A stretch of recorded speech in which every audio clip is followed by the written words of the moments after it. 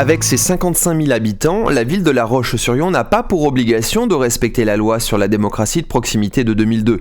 Pourtant, son expérience lui a valu, entre autres initiatives, d'obtenir le label Ruban du développement durable 2012.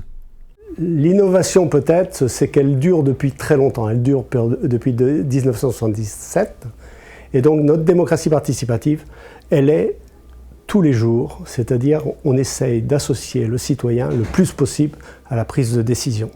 Donc il y a des tas d'outils, il y a le conseil de quartier, l'enveloppe de quartier, mais l'important c'est que dans tout dispositif de la ville, on pense à la démocratie participative, donc aux citoyens. Ce composteur collectif, largement usité chaque samedi par les habitants, est un exemple du succès des initiatives populaires. L'enveloppe de quartier, le concept, la ville donne un budget, une enveloppe aux habitants, et c'est eux, après débat, qui font le choix pour améliorer leur cadre de vie et mettre des travaux en place. Donc déjà, on trouve les habitants, les gens intéressés, le noyau dur pour monter le projet. Et puis après, une fois qu'il y a une volonté politique, donc comme sur la ville actuellement, la ville de La Roche-sur-Yon, eh ben votre projet il va voir le jour. Pour mobiliser aussi les acteurs privés de l'économie, un événement à l'intention des entreprises a été organisé. On s'est servi des grands noms, des entreprises un peu phares sur notre territoire pour faire des témoignages. On a organisé une soirée, des entrepreneurs lors d'ateliers ont témoigné. Alors c'était par exemple l'intégration d'un site Céveso en termes paysagers, environnemental dans une commune. C'était la prise en compte de la pénibilité sur certains postes de travail, comment est-ce qu'on travaille l'ergonomie. C'était aussi le bien-être. On a une grande entreprise, Atlantique, si je peux la citer, qui a mis en place un système aussi de massage sur le lieu de travail. Et ce qui était important, c'est que ce soit des chefs d'entreprise qui témoignent, parce que eux ont fait le choix et ils savent convaincre leurs collègues et de faire le même choix qu'eux.